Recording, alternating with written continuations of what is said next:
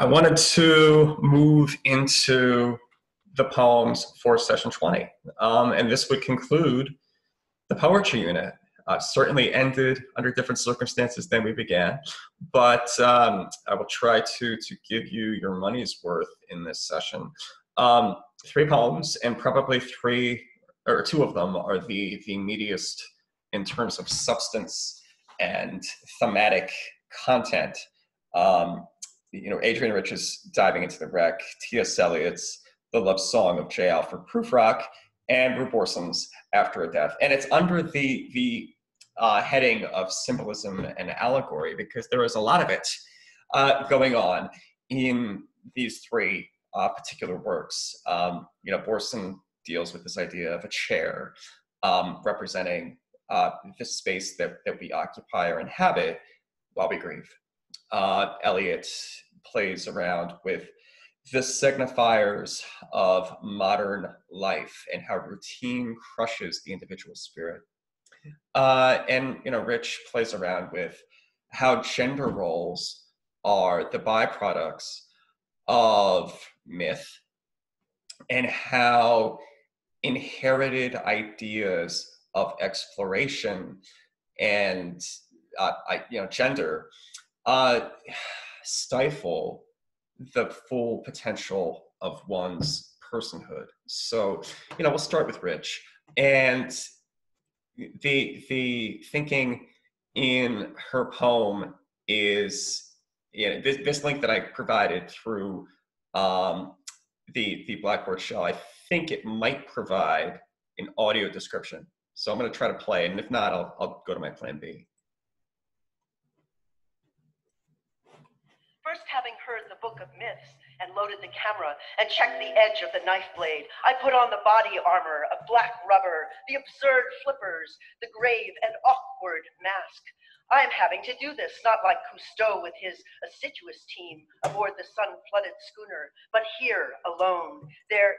So an interesting, beginning here. First, having read the Book of Myths and loaded the camera and checked the edge of the knife blade, I put on the body armor of black rubber, the absurd flippers, the grave and awkward mask. There is something very cinematic about that opening, right? A Book of Myths is a received sequence of ideas that people, can either accept and live within those perimeters blindly, or they can explore. Then we get the symbols that are accustomed to exploration. We can explore the origin of those myths. The very word myth implies not true, right? It implies a social practice of shared and accepted belief. And if she is connecting this to the practice of gender and how societies receive ideas of gender, she within the context of this poem wants to research how that came about. And isn't it funny that we use the imagery of exploration, but we're also going, as the title suggests, to a wreck. We're going to a wreck, right? So from a wreck, from a crisis, comes myths that, in the speaker's suggestion, could be potentially damaging and are worthwhile researching at the origins of them and seeing where they came from and what the purpose of those myths were, the purposes of those myths, and how they can stifle, as I said earlier, one's personhood. She was definitely a commentator on gender. We get the allusion to Cousteau. I am having to do this not like Cousteau with his assiduous team aboard the sun-flooded schooner, but here alone. And therein is an implicit critique, perhaps, of masculinity and how masculinity is something that is certainly cinematic and creates received ideas in society of certain genders being able to do that thing, take charge, be gung-ho, lead, explore, be adventurous. There's not necessarily the impression of an adventure about to happen. here. There's not a gung-ho manifest destiny type of thing going on here. We're diving to a wreck.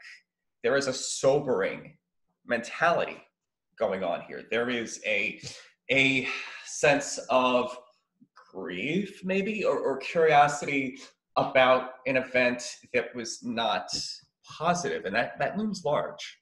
So I'm going to let Rich continue. There is a ladder. The ladder is always there, hanging innocently, close to the side of the schooner. We know what it is for, we who have used it. Otherwise, it's a piece of maritime floss, some sundry equipment. I go down, rung after rung, and still the oxygen immerses me, the blue light, the clear atoms of our human air. I go down, my flippers cripple me. I crawl like an insect down the ladder, and there is no one to tell me where the ocean will begin. Now, in these two stanzas, we're talking about the descent, right? We're talking about the descent, and it's, again, anything but adventurous. It's anything but ambitious. It is sobering. It is isolating. It is, certainly reinforcing that the speaker is alone. And kind of, it reminds me of in ancient Germanic poems like The Wanderer, where you have the ethos of virtue and kinship and sadness for being isolated from one's kin. It's kind of like that, but not fully, because we don't even get the feeling that the speaker is missing being apart from anybody. We just get the feeling that the speaker is aware of their own isolation. There is a ladder. The ladder is always there, hanging innocently close to the side of the schooner. We know what it is for, we who have used it. In terms of going to the core of myths about, in this case, presumably gender, being able to sit in a room by yourself and think those deeper thoughts, which can be very unsettling to some people. So we know what it is for, we who have used it. Otherwise, it is a piece of maritime floss, some sundry equipment. People who aren't willing to think those deeper thoughts, people who are accepting or living the myths blindly, instead of being willing to be critical thinkers and investigate the basis of these received ideas. I go down, rung after rung, and still the oxygen immerses me, the blue light, the clear atoms of our human air. So reinforcing that she is going into humanity to as the landscape from which these myths are derived. I go down, my flippers cripple me. I crawl like an insect down the ladder. There is a very lowly, isolated experience here. It kind of reminds me of, if you ever read The Metamorphosis by Franz Kafka, where Gregor Samsa, the protagonist, turns into a giant bug, right? That sense of really feeling on the margins of society, of the received mentality. And also, if you look at it above water, people live one way. They live one way without questioning certain things. But to go, and they believe the wreck. You know, we think of the Titanic, for instance, that we have this romanticized idea of it, and yet we don't go beneath the surface to see the thing itself, right? The thing itself, and not the myth or the concept that we live above ground based on a received idea about the thing that we aren't looking at ourselves. My flippers cripple me. I crawl like an insect down the ladder, and there's no one to tell me when the ocean will begin. Let's go back to Rich. First, the air is blue, and then it is bluer, and then green, and then black. I am blacking out, and yet my mask is powerful. It pumps my blood with power. The sea is another story. The sea is not a question of power. I have to learn alone to turn my body without force in the deep element. And now it is easy to forget what I came for, among so many who have always lived here, swaying their crenellated fans between the reefs, and besides, you breathe differently down here. I came to explore the wreck. The words are purposes. All right, let's kind of unpack that a little bit. All right, first the air is blue, and then it is bluer, and then green, and then black. I am blacking out. I mean, this really speaks to the sacrifice of having to be made uncomfortable by thinking certain thoughts, right? This speaks to the sacrifice of questioning the bases upon which you frame your worldviews, religion, family. Anything that is being exposed as an imagined order and not an internal or inherent truth. Truth is arrived at through social practice and shared belief, in this speaker's estimation. And you are going to be disillusioned the lower that you get in terms of penetrating or looking at possibly the fallacy of the foundation of things that you've taken for granted. That can be very discombobulating. That can throw you off your game, to think those deeper thoughts. And typically, there is a point where that is fashionably the way to do it in your 20s. And then by the time you kind of get to your 30s or 40s, you kind of plateau and you're like, you know what, I'm going to accept what I don't know. And I'm going to acknowledge that I feel more comfortable in this imagined order. And some people probably take longer to get to that point. There's a different timeline there. But in this stanza, in these lines, we're getting the disillusionment that accompanies the speaker as they make this descent. My mask is powerful. It pumps my blood with power. The sea is another story. I mean, the resilience of the personal quest and desire for this against all of the elements. The sea is not a question of power. I have to learn alone. And by suggestion, we all do. We all have to, in a way, kind of divorce ourselves from our culture, our ethnicity, anything that is prescribed for us, because our identity could run counter to those things in Rich's estimation. I have to learn alone to turn my body without force in the deep element. My body. There is something figuratively powerful about that. My body having to turn within the deep element can be a figure of speech for the identity having to know itself throughout all of these distractions, without all of these potential trigger points, throughout all of these ideas that can or are seeking to destroy you or make you feel guilty or less than a person, when your personhood matters. And that requires this agility to have to move the body, which is a figure of speech for the identity. And now it is easy to forget what I came for, amongst so many who have always lived here.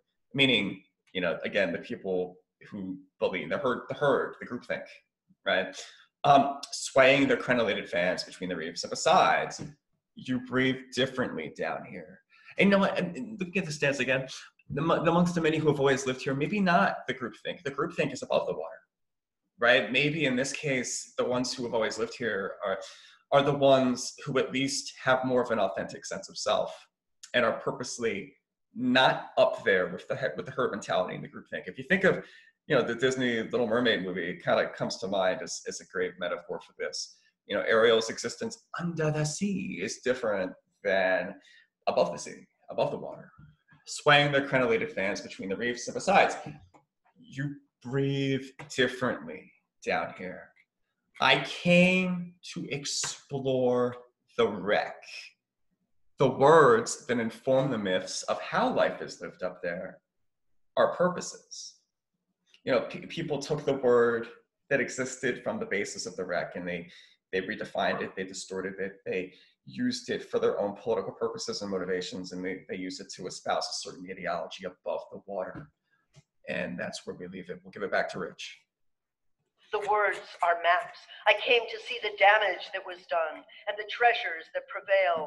I stroked the beam of my lamp slowly along the flank of something more permanent than fish or weed.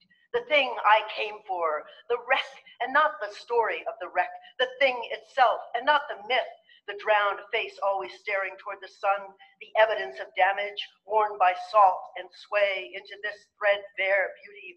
The ribs of the disaster curving their assertion among the tentative haunters. This is the place, and I am here, the mermaid whose dark hair streams black, the merman in his armored body. We circle silently about the wreck. We dive into the hold. I am she, I am he, whose drowned face sleeps with open eyes, whose breasts still bear the stress, whose silver, copper, vermeil cargo hides obscurely inside barrels, half-wedged and left to rot. We are the half-destroyed instruments that once held to a course, the water-eaten log, the fouled compass. We are, I am, you are, by cowardice or courage, the one who find our way back to this scene, carrying a knife, a camera, a book of myths in which our names do not appear. I figured I'd let her finish it off because, in my opinion, no one does it better.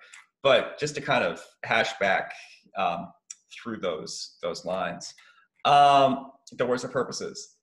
The words are maps. Again, the words in terms of how life is lived above the water that control the myths of identity or how a person should exist in terms of social rank or gender, or how they should, have their hair a certain way or wear certain clothes or present themselves a certain way. These can be potentially damaging, ways of living to people whose minds or whose souls are steering them towards another method, another way of exposing themselves or espousing who they are or living their truth, right? So I came to see the damage that was done, the wreck, and the treasures that prevail. So the speaker's trying to keep a sense of hope, which might explain why she's doing this, because she wants to bring, or why they're doing this, because they want to bring a sense of hope and explanation and authenticity and report on the actual thing that exists down there in a hope that people can, take liberty and license to again live their truth. I struck the beam of my lamp slowly along the flank of something more permanent than fish or weed. Fish travel, weed floats away. I think she means just like they mean, and I'm going to use she and they probably interchangeably, but I think the whole point of the poem is to question gender dichotomies. So, they can be an acceptable way to do that. I stroke the beam of my lamp slowly on the flank of something more permanent than fish or weed. The thing in itself that is not movable, that is not transient, that can be at the site, the ground zero, where things began to get a little, misrepresented or prone to distortion. The thing I came for, the wreck and not the story of the wreck. Again, stories can get distorted. People can, it's like the game of telephone, they can infuse their own perceptions of how things need to be. And then people make the mistake throughout generations of receiving those as supposed truths when they're not. And then people feel like they have to live within those guidelines and not be themselves.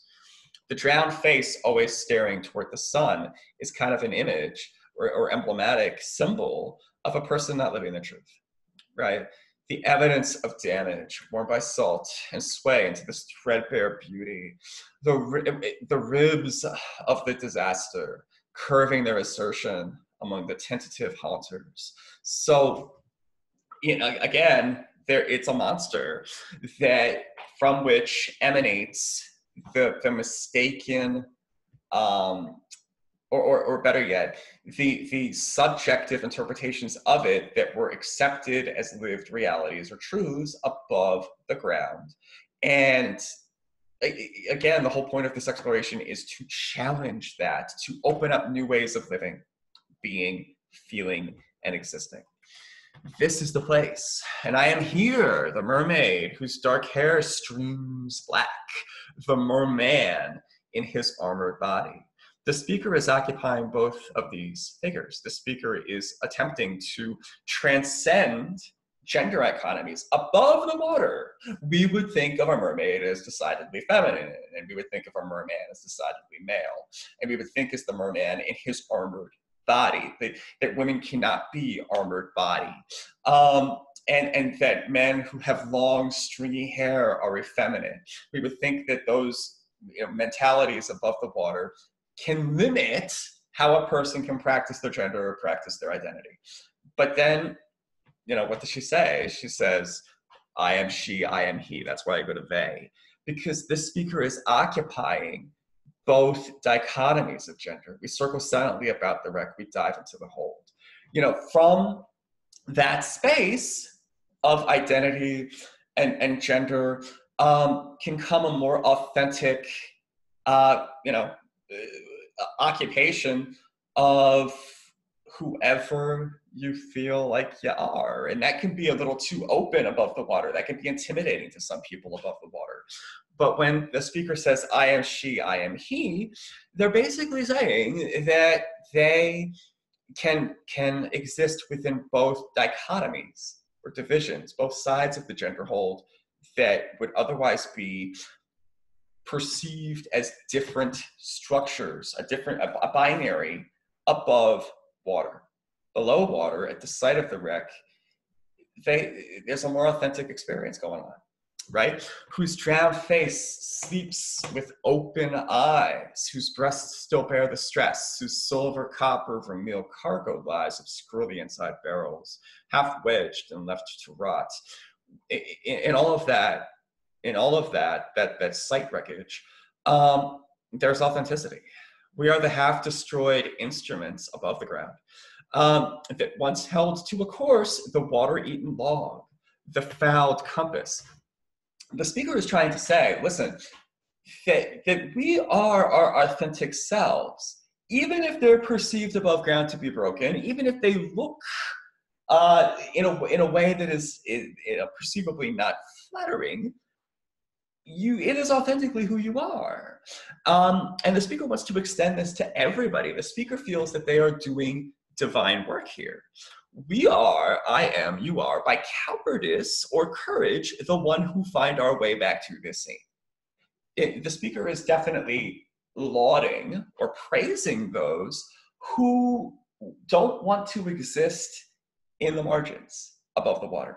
They don't want to exist in a certain way that limits their potential personhood. They don't want to exist as one side of a binary, rich, poor, man, woman, etc., black, white. And we can probably read it as gender specific because Rich has written heavily about this. She wrote an essay called Compulsory Heterosexuality and Lesbian Existence. I think it was published in 1976. You can Google it. That addresses these central ideas. Carrying a Knife, a Camera, a book of myths in which our names do not appear. The name being the authentic self. The name is not regarded above the water. The name is not regarded in the world of myth. So they have to, through cowardice or courage, they have to go back to the scene. They have to see who they are, to take that level of confidence and assurance of themselves, their identities, and carry that back above, and maybe even encourage other people to do that as well. So that's what's going on with Rich.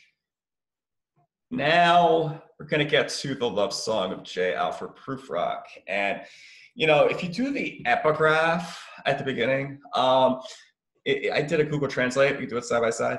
Se io credesse che mia risposta fosse e persona che mi tornasse al mondo questa fiamma staria senza più scosse. Ne preloce ci a me di questo fondo, non torno vivo l'assunzione del vero senza te, ma di famiglia ti rispondo. In other words, Guido di Mozzafeltro, I believe, is saying, I think it's book 8 in Dante's Inferno, if I believed that my answer to a person, that my answer was to a person who never returned to the world, this flame is without shocks, but because never of this background, I don't come back alive. I hate the truth without fear of infamy, I answer you. In other words, I'm going to tell you how it really is, and I'm not going to hold back because I don't think I'm going to get found out. I don't think that you are going to somehow expose me.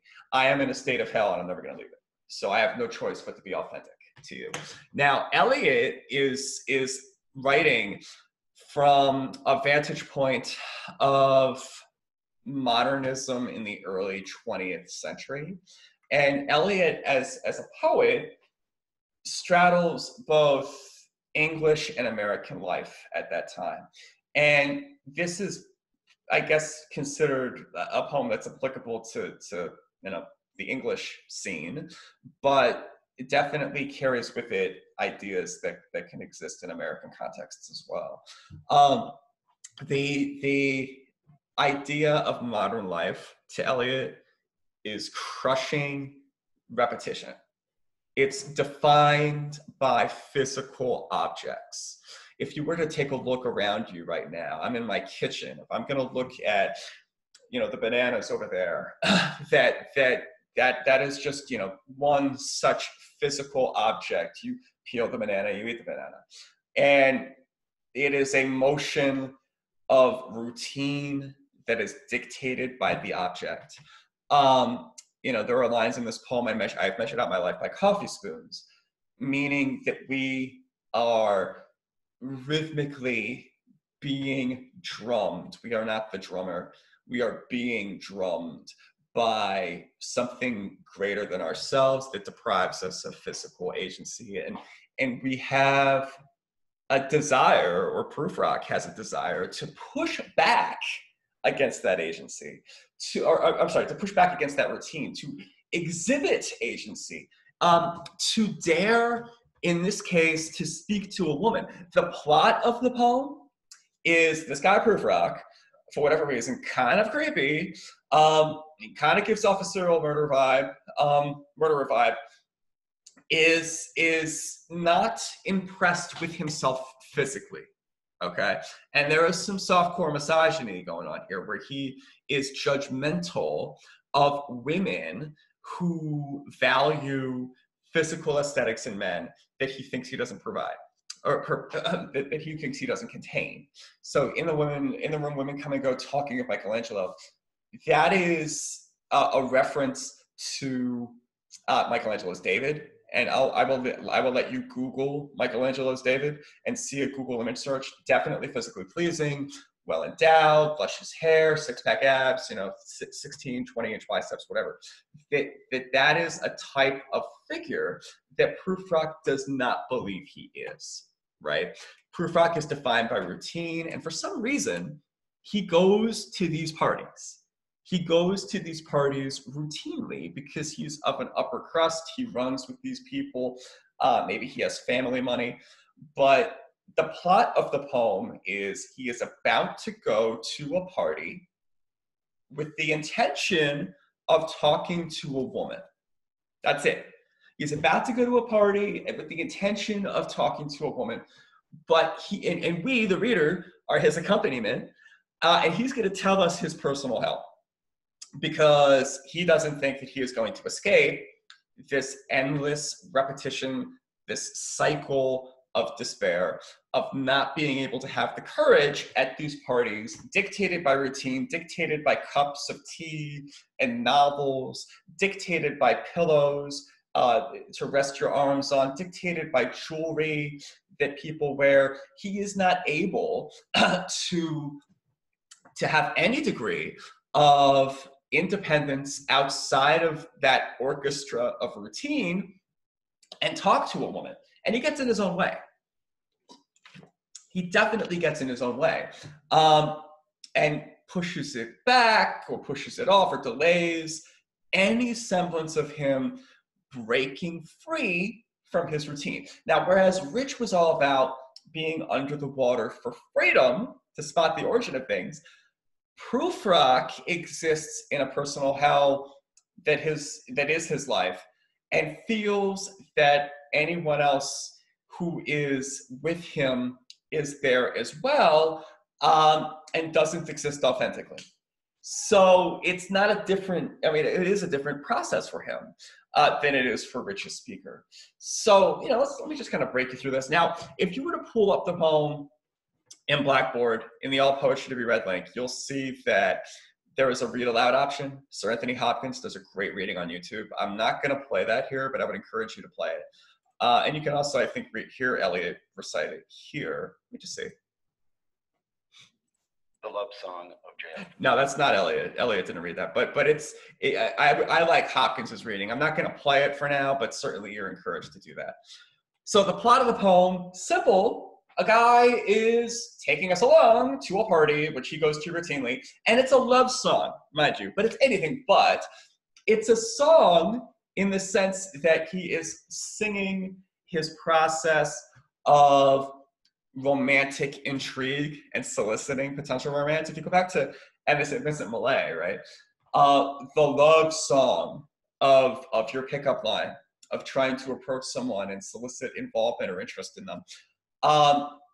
That's not the case here. That's anything but. So it's almost facetiously called the love song of J. Alfred Prufrock. And this guy Prufrock, if you do a Google image search on him, you can probably see a lot of pictures of T.S. Eliot himself.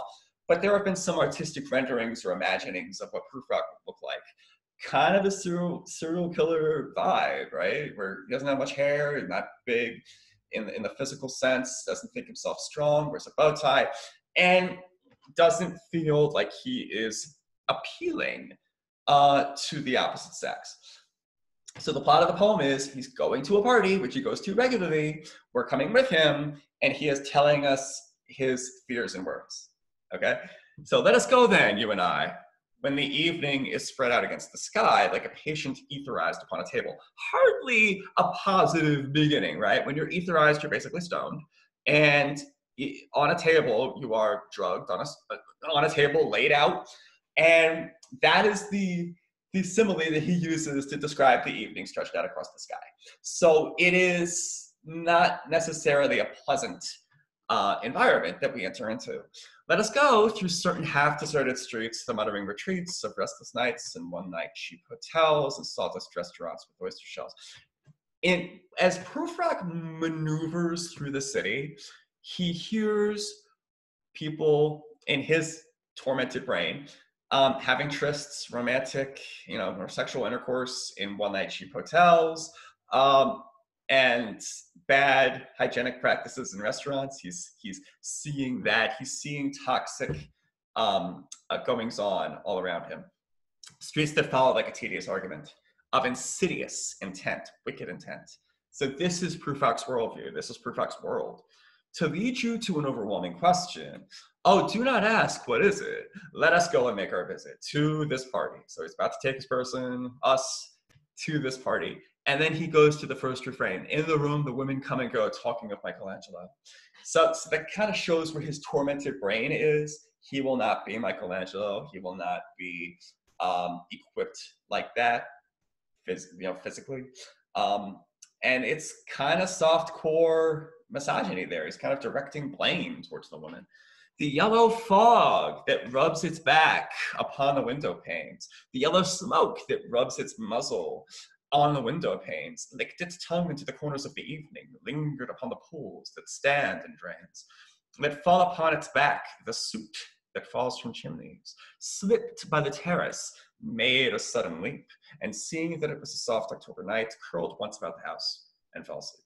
So there is a seductive toxicity going on to how Prufrock perceives the woman.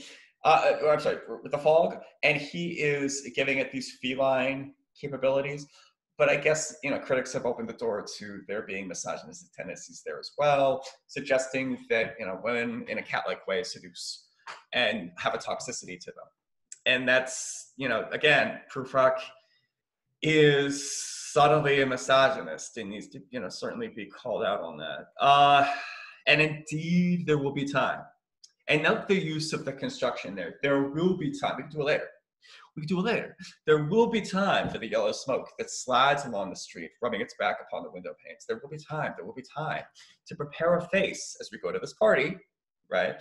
To prepare a face to meet the faces that you meet. There will be time to murder and create, and time for all the works and days of hands, lift and drop a question on your plate. In other words, he's going through the what ifs of all the people he's going to meet at this party, the people he doesn't like.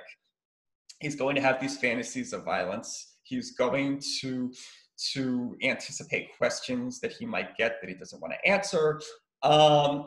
time for you and time for me, and time yet for 100 indecisions and for 100 visions and revisions before the taking of a toast and tea at this party. Meaning that we are going to a party with all of these people getting dressed up and being phony, in his opinion.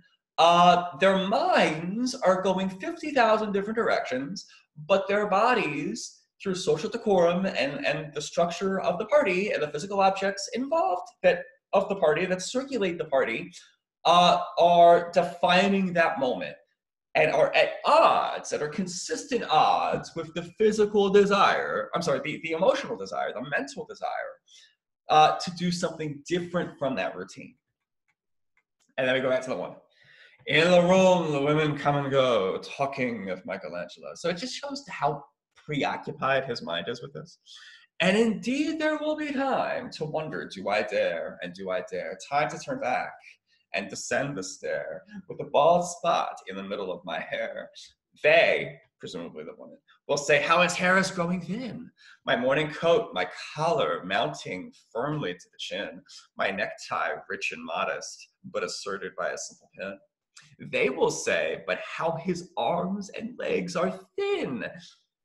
And again, does not feel himself to be physically appealing, is in his head imagining worst case scenarios. Do I dare disturb the universe in which he doesn't talk to a woman, in which they judge him and hold him physically accountable or beneath their standards of physical beauty? In a minute, there is time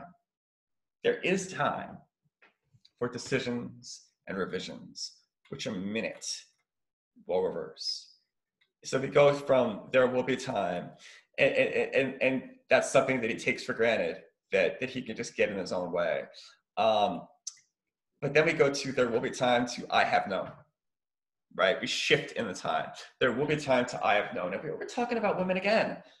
For I have known them all already, and presumably it's life or the parties in broader terms and not just the women specifically in this stanza, but it does kind of go in the later stanzas to that more specific gender critique.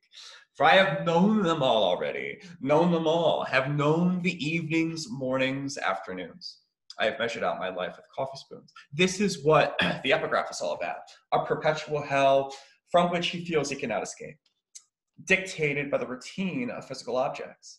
I know the voice is dying with a dying fall, beneath the music from a farther room. So how should I presume? And I have known the eyes already, known them all, the eyes that fixed you in a formulated phrase. And when I am formulated, sprawling on a pin, when I am pinned and wriggling on the wall, then how should I begin to spit out the buttons of my days and ways? And how should I presume? And I have known the arms already. Arms, and now here's where we get to the women. Arms that are braceleted and white and bare, but in the lamplight, downed with light brown hair, is a perfume from a dress that makes me so digress. Arms that lie along a table or wrap about a shawl. And should I then presume? And how should I begin? So in his head, just all of the interpersonal relationships, all of the potential people and methods of communication at these parties, they're routine to him. And at each of these three stanzas is exposing his inability, his desire, but his apparent inability to break free from that routine. For I have known them all already, known them all. Have known the evenings, mornings, afternoons. I have measured out my life with coffee spoons. I know the voice is dying with a dying fall, beneath the music from a farther room. So how should I presume? And I have known the eyes already, known them all. The eyes that fixed you in a formulated phrase. And when I am formulated, sprawling on a pin, when I am pinned and wriggling on the wall, then how should I begin to spit out the butt ends of my days and ways? And how should I presume? And I have known the arms already, known them all. Arms that are braceleted and white and bare, but in the lamplight, downed with light brown hair. Is it perfume from a dress that makes me so digress? Arms that lie along a table or wrap about a shawl. And should I then presume? And how should I begin? Shall I say, I have gone at dusk through narrow streets and watched the smoke that rises from the pipes of lonely men in shirt sleeves leaning out of windows? Probably not the best pickup line, right? But the title is The Love Song. The song, what do you sing to tantalize or to appeal people with whom you want that type of love, right? I should have been a pair of ragged claws scuttling across the floors of silent seas. So Prufrock is definitely, a moaner and a whiner. And the afternoon, the evening, sleeps so peacefully, smoothed by long fingers, asleep tired, or it malingers, stretched on the floor here beside you and me. Should I, at this party, after tea and cakes and ices, have the strength to force the moment to its crisis, meaning, shall I talk to a woman? But though I have wept and fasted, wept and prayed, though I have seen my head grow slightly bald, brought in upon a platter, a little throwback to the Pharaoh's daughter from the Old Testament, which was a seductive young woman who wanted John the Baptist to be, this is the New Testament actually, who wanted John the Baptist to be beheaded and have his head brought to her on a silver platter. Hardly a positive depiction of women, but Prufrock is, again, fancying all women as that shallow and subjective, and he's very unfair about that, obviously. But though I've seen my head grow slightly bald, brought in upon a platter, I am no prophet, and here's no great matter. I have seen the moment of my greatness flicker, and I have seen the eternal footman hold my coat and snicker, and in short, I was afraid.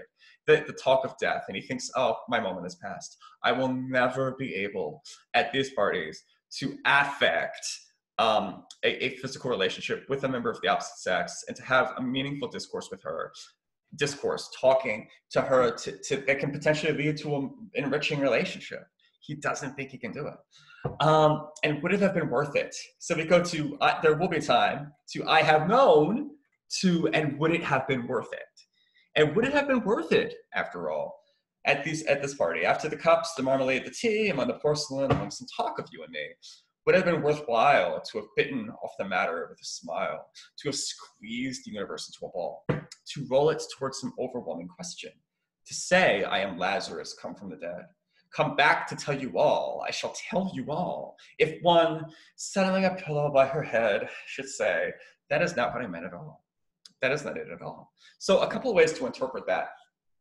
He does, should I, after doing all of this, have a conversation with a woman and then have her correct me? And then say, no, you misinterpreted what I said. And just even that degree of correction would be traumatizing to him. Or if he were to ask her out, or express some sort of interest in her and she were to reject him, that would be devastating to him.